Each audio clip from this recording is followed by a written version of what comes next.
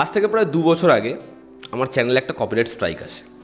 আমি একটা ওয়েব সিরিজের রিভিউ করি, যথারীতি আমি সেই শোটাকে ভালো বলিনি এবং আমার চ্যানেলে একটা স্ট্রাইক আসে। শুধুমাত্র আমার চ্যানেলে একা নয়, এরকম বাংলায় আরও যারা রিভিউ করেছিল তার মধ্যে কয়েকজন তারাও স্ট্রাইক পেয়েছিল, যার মধ্যে অন্যতম হচ্ছে সাগর নীল, আর্টিস্টিক 7 সেন্সের। এবার এই যে বিষয়টা, সেটা কিন্তু 2025-এ আবার দেখা যাচ্ছে এবং বড় বড় কিছু ক্রিয়েটারদের সাথে এটা হয়েছে। একটা ছবি এসছে পার্ট 4। ছবিটা আসার আগে অ্যানিমেলের সস্তা ভার্সন সবাই বলছিল, এবার এত সস্তা হয়েছে যে লোকে টিকিট কেটে দেখতেই যায়নি। সেই ছবিটা বক্স অফিসে তো খুব ভালো ফলাফল করেছে, মানে এমন ফলাফল করেছে যে পিছন দিক থেকে ব্লকবাস্টার হয়ে গেছে এবং ছবিটা হয়েছেও খুব রদ্দি, খুব জালি ছবি, যে কারণে অডিয়েন্স রিজেক্ট করে দিয়েছে ছবিটা আর কি।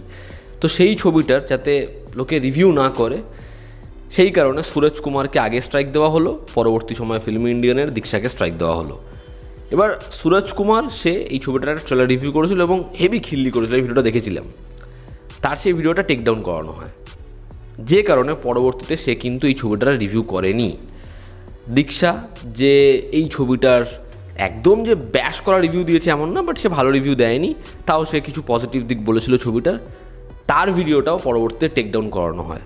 এবার এই যে এই প্রোডাকশন মাফিয়া যারা এই জিনিসটা করছে, তারা কেন এটা করছে এবং এটা আজকে এরকম জায়গায় পৌঁছে গেল, আমি আপনাদেরকে বলছি। মানে আমি যে শুরুতে আমার বিষয়টা বললাম, একটা বাংলা ওয়েব সিরিজের আমি রিভিউ করেছিলাম, বললামই আমি প্রায় 2-2.5 বছর আগে, 2023 সালে এসেছিলো। তো সেই শোটার আমি খারাপ রিভিউ দিয়েছিলাম, আমাকে স্ট্রাইক দেওয়া হয় এবং রিজন কী ছিল জানেন? সেটা হচ্ছে আমি সেই ভিডিওটাতে একটা ছবি ইউজ করেছিলাম, একটা পোস্টার ইউজ করেছিলাম এবং পোস্টারটাকে আমি গোটা ভিডিও জুড়ে ইউজ করেছি, হার্ডলি 4 থেকে 5 সেকেন্ড, এবং সেটা ফেয়ার ইউজ পলিসির মধ্যে পড়ে। তা সত্ত্বেও তারা আমাকে স্ট্রাইক দিয়েছিল। শুধুমাত্র আমি নয়, বাংলা এরকম আরও অনেক ইউটিউবারকে তারা স্ট্রাইক দিয়েছিল। এবার যখন এই বিষয়টা নিয়ে আমি টুইটারে টুইট করি, এটা নিয়ে ভিডিও হয়, এখানে অরিত্র থেকে শুরু করে সবাই এটা নিয়ে কথা বলে, উন্মেষ গাঙ্গুলি অনেকে এটা নিয়ে কথা বলে, বিষয়টা আস্তে আস্তে বড় হতে থাকে। ইভেন এটা যখন হিন্দি রিভিউয়ারদের কাছে পৌঁছায়, যেমন হচ্ছে ট্রায়াড অ্যান্ড ডিফিউজ প্রোডাকশনের আনমোল জ্যামি, সেও আমাদের সঙ্গে কথা বলে, সেও এই বিষয়টা নিয়ে কথা বলে। চর্চা উইথ ভুড়ানি ভাই, সে এই বিষয়টা নিয়ে কথা বলে। শুধুমাত্র এরা দুজন নয়, পরবর্তী সময় যখন এটা নিয়ে টুইট করে সাগর নীল, এই টুইটটা আস্তে আস্তে প্রচুর শেয়ার পেয়ে তাকে ছড়িয়ে যায়, তখন পিজে এক্সপ্লেনের পিজে, সেও কিন্তু এটা নিয়ে কথা বলে। ফলত এই বিষয়টা অনেক বড় জায়গায় পৌঁছায় এবং 7 থেকে 8 দিন পর আমার এই স্ট্রাইকটা তুলে নেওয়া হয়। এবং যে প্রোডাকশন হাউস ছিল, সেই প্রোডাকশন হাউসের টিম মেম্বাররা অনেকবার আমার সাথে কন্ট্যাক্ট করেছিল, তারা হেল্প করার চেষ্টা করছিল এবং যাই হোক ফাইনালি বিষয়টা শর্ট আউট হয়। একজন আমাদের এখানকার হিরো, সে আমাকে সেই সময় অনেক হেল্প করে। এখানকার 2-1 পরিচালক, তারা এই বিষয়টায় কীভাবে ডিল করতে হবে, তারা সেই সময় আমাকে হেল্প করে।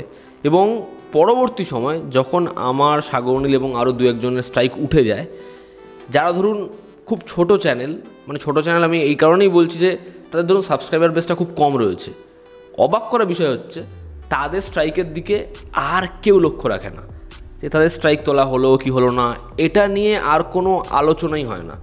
আমি তখনও ভিডিও বানাই, তখনও বলার চেষ্টা করি, বাট তাদের স্ট্রাইকগুলো তোলা হয় না। তো এই বিষয়টাকে না আমি খুব কাছ থেকে দেখেছি। এবং যদি তুমি অনেস্ট থেকে থাকো, যদি তাদের আগেইনস্টে তুমি এটা বলার সাহস রাখো এবং তাদের কোনো গ্রাউন্ড না থাকে, তাহলে কিন্তু এই যে কপিরাইট স্ট্রাইক যেটা আসছে, সেটা উঠতে বাধ্য হবে। মানে সেটা যদি লিগালিও জায়গায় পৌঁছায়, তা সত্ত্বেও সেটা উঠবে। এবার এই যে সুরজ কুমার, দীক্ষা, এদের আগেইনস্টে যেটা হলো, সেটা হচ্ছে এই যে প্রোডাকশন হাউস, মানে আজকে লোকে ছবির যে অ্যাক্টার, তাকে নিয়ে খিল্লি করছে যে এই অ্যাক্টার, সে নিজের কামব্যাকের জন্য এরকম ধরনের জিনিসপত্র করিয়েছে। আমি বলছি, সেই অ্যাক্টারের না এর আগেও অনেকগুলো ছবি খুব খাজা হয়েছে, ছবিগুলো খুব বাজেভাবে ফ্লপ করেছে, ডিজাস্টার হয়েছে, বাট সেই অ্যাক্টার কিন্তু কখনোই এরকম ধরনের জিনিসপত্র করে না। মানে আমি নিজে তার ছবিগুলোকে খুব বাজেভাবে ব্যাশ করেছি, খুব খারাপ বলেছি, বাট সে কিন্তু সত্যি এরকম কোনো অ্যাক্টিভিটির সাথে যুক্ত নেই।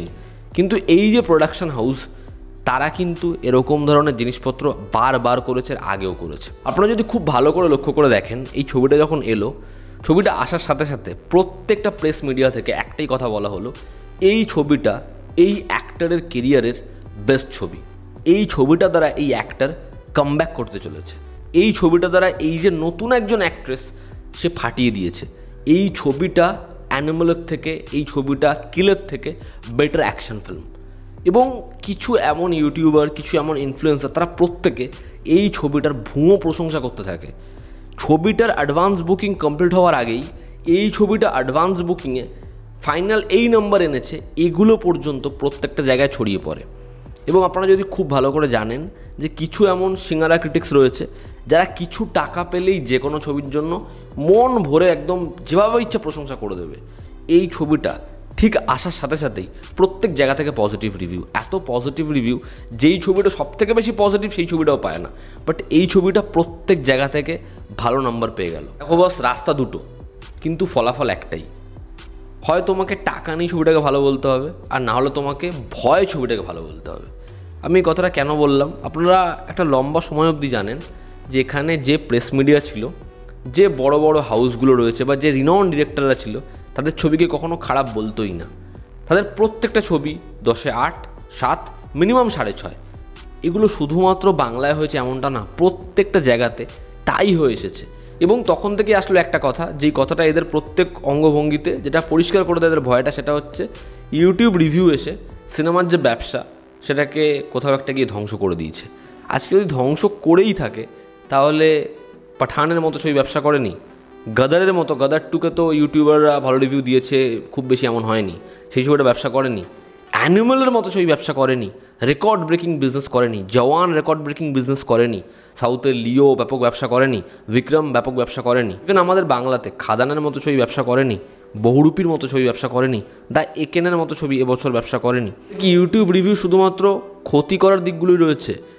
কিন্তু ভাবুন, যখন একটা আন্ধাধুনের মতো ছবি আসছে, যেই ছবিটা ডে ওয়াইজ গ্রো করেছে শুধুমাত্র এই ইউটিউব রিভিউ, মানে 2018-19 সালে যখন হচ্ছে ইউটিউব আস্তে আস্তে ব্যাপকভাবে বুস্ট পাচ্ছে এবং সেই সময় এই রিভিউ কমিউনিটি উঠছে, সেই সময় লোকে এরকম একটা ছবি সম্পর্কে জানতে পারছে। আজকে লোকে ঘরে বসে সু ফ্রম সো এরকম একটা ছবি সম্পর্কে জানতে পারছে।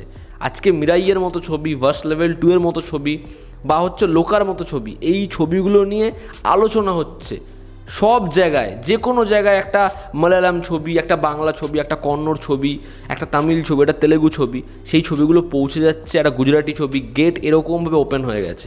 আমরা আজকে এখানে বসে একটা গুজরাটের ছবি দেখতে পাচ্ছি, আমরা আজকে এখানে বসে একটা মালায়ালাম ছবি দেখতে পাচ্ছি, একটা কন্নড় ছবি দেখতে পাচ্ছি, সেই ছবিগুলো নিয়ে আলোচনা হচ্ছে। যেই লোকটা লোকার নামের ছবির কথা জানতোই না, সেই লোকটা এই ছবিটার পার্ট 2 এর জন্য ওয়েট করছে। তো এরকমভাবে প্রত্যেকটা গেট ওপেন হয়ে গিয়ে অডিয়েন্সের কাছে ব্যাপক অপশন চলে এসছে।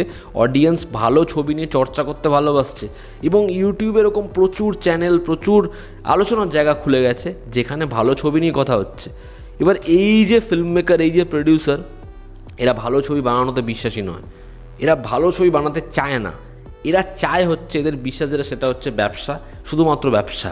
এবং এদের সমস্যাটাই এখানে যে দর্শক অ্যাওয়্যার হচ্ছে, এদের সমস্যাটাই এখানে যে এরকমভাবে চলতে থাকলে আমাদের যে খারাপ, আমাদের যে বানানো গু, সেগুলো লোকে আর দেখবে না। এই প্রোডাকশন হাউসের আর কত কীর্তিকলাপ বলবো। যখন হাউসফুল 5 ছবিটা এসছে, সেই ছবিটা কিন্তু নিজের ওপেনিং ডেতে খারাপ কালেকশন করেনি, মানে ঠিকঠাকই কালেকশন করেছে। এবার এই যে কিছু ট্রেড এক্সপার্ট কাম রিভিউয়ার রয়েছে, তাদেরকে তো ধুমা পয়সা খাইয়েছে। তারা টুইটার থেকে শুরু করে প্রত্যেক জায়গায় বলছে যে এই ছবিটা বা সিকান্দারের যে ওপেনিং ডের কালেকশনটা, সেটা কিন্তু ভীষণই ভালো। তার কারণ প্রোডাকশন হাউসের তরফ থেকে কোনোভাবে কর্পোরেট বুকিং করা হয়নি। কিন্তু অন্যান্য ছবিগুলো যেগুলো ব্যাপক নম্বরে পৌঁছায়, তার মধ্যে কর্পোরেট বুকিং রয়েছে। আরে ভাই, তোরা কিছু মাস আগে যখন ছাওয়ার মতো ছবি কালেকশন করলো, ছাওয়ার মতো ছবি ওপেনিং ডেতে ব্যাপক নাম্বার আনলো, তখন সেটার প্রশংসা করলি এবং আজকে বলছিস যে অন্যান্য ছবিগুলোর মধ্যে কর্পোরেট বুকিং রয়েছে। তার মানে তোদেরকে বিশ্বাস করবো কী করে? এবার এই বিষয়গুলো, এই বিষয়পত্রগুলো এরকম ধরনের কিছু ট্রেড এক্সপার্টকেই করানো যায়, যারা আজকে টাকা পেলে যে কোনো ছবিকে ভালো বলে দেবে, যে কোনো ছবিকে, মানে গোবরওয়ালা ছবিকে বলে দেবে এই অ্যাক্টারের প্রিভিয়াস কাজের থেকে বেটার। এবং ভয়টা কীরকম দেখানো হচ্ছে, তুমি আজকেই ছবিটা রিভিউ করেছো, একটা স্ট্রাইক মেরেছি, আগেও কখনো না কখনো এই প্রোডাকশন হাউসের কোনো কন্টেন্ট তো রিভিউ করেছো, বাকি 2টো স্ট্রাইক, 3টে স্ট্রাইক মেরে দিলাম, তোমার চ্যানেল পুরোপুরি ডিলিট, তোমার চ্যানেল পুরোপুরি বন্ধ হয়ে গেল। কিন্তু এটা করে আলটিমেটলি কটা চ্যানেল বন্ধ করা যাবে? আজকে অডিয়েন্স কি অন্ধ? অডিয়েন্স আজকে সারাক্ষণ সোশ্যাল মিডিয়াতে রয়েছে, অডিয়েন্সের কাছে প্রত্যেকটা খবর, প্রত্যেকটা জিনিস সঠিকভাবে পৌঁছে যাচ্ছে। আজকে যদি এই জিনিসটা এরকম করাও হয়, এরকম একটা নোংরা জায়গায় নিয়েও যাওয়া হয়, সুরজ কুমারের আজকে কত অডিয়েন্স রয়েছে, দীক্ষার আজকে কত অডিয়েন্স রয়েছে, তারা এই বিষয়টা দেখতে পাচ্ছে না। জিনিসটা একেবারেই ঠিক নয়।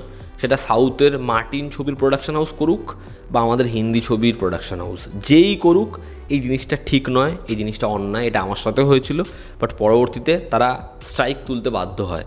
এভাবে ভয় দেখানো যাবে না, এরকমভাবে ভয়েস চাপা সম্ভব নয়, এরকমভাবে সত্যিটাকে মিথ্যে দিয়ে ঢাকা যাবে না, কোনোভাবেই সম্ভব নয়। আমি ফিল্মি ইন্ডিয়ানের দীক্ষা তার রিভিউর সাথে খুব একটা অ্যাগ্রি করি না। সুরজ কুমারের রিভিউ আমার দেখতে মজা লাগে, সে অনেস্টি দিয়ে সব কিছু বলার চেষ্টা করে। সান প্রসারেরও আমি বহু ভিডিও দেখেছি এবং তার পয়েন্ট অফ ভিউর সাথেও আমার মানে বহু সময় ম্যাচ করে, বহু সময় ম্যাচ করে না। বাট দীক্ষা, তার কথা আমি বলি, একটা সময় কিন্তু এমনও ছিল সেও কিন্তু নিজে বহু ছোট চ্যানেলকে যারা তার এগেনস্টে কথা বলে তাদেরকে স্ট্রাইক দিয়েছে, ঠিক আছে। বাট সেটা অন্য টপিক, সেটা অন্য একটা বিষয়। যদি এটা এত বড় যে চ্যানেল, এত বড় তাদের একটা অডিয়েন্স রয়েছে, তাদের সাথেই হতে পারছে, তাহলে ভাবুন, আমি শুরুতেই যেটা বললাম যে চ্যানেলগুলো ছোট চ্যানেল, যাদের 5,000 সাবস্ক্রাইবার হয়েছে, যে একটা মানে বেস বানিয়েছে, 10,000 সাবস্ক্রাইবার হয়েছে, কাজ খুব ভালো করছে, সেই চ্যানেলকে যখন একটা স্ট্রাইক দেওয়া হয়, সেই চ্যানেলের যখন এতদিনের খাটনি বা এত স্বপ্ন, সেটাকে এরকমভাবে ভেঙে দেওয়া হয়, তাদের কি পরিস্থিতি, তারা কি ভাবছে ভাবুন তো, তারা কীরকমভাবে সাফার করে। তো এরকমভাবে কে আমাদের আগেনস্টে কথা বলছে, ভালো রিভিউ দিচ্ছে না, আমাদের ক্ষতি করার চেষ্টা করছে, এগুলো না ভেবে যেটা ভাবা উচিত সেটা হচ্ছে আমরা কি ভালো ছবি বানিয়েছি। ভালো ছবি বানাক, তারপরেই দেখুক না যে এরা রিভিউটা কি দেয়, এদের তরফ থেকে সাপোর্ট আসে কি না। তো এই ছিল আজকের ভিডিওতে। আপনাদের কি অপিনিয়ন জানাবেন, জনতা আমাদের পাশে আছে। আবার দেখা হচ্ছে, টেক কেয়ার।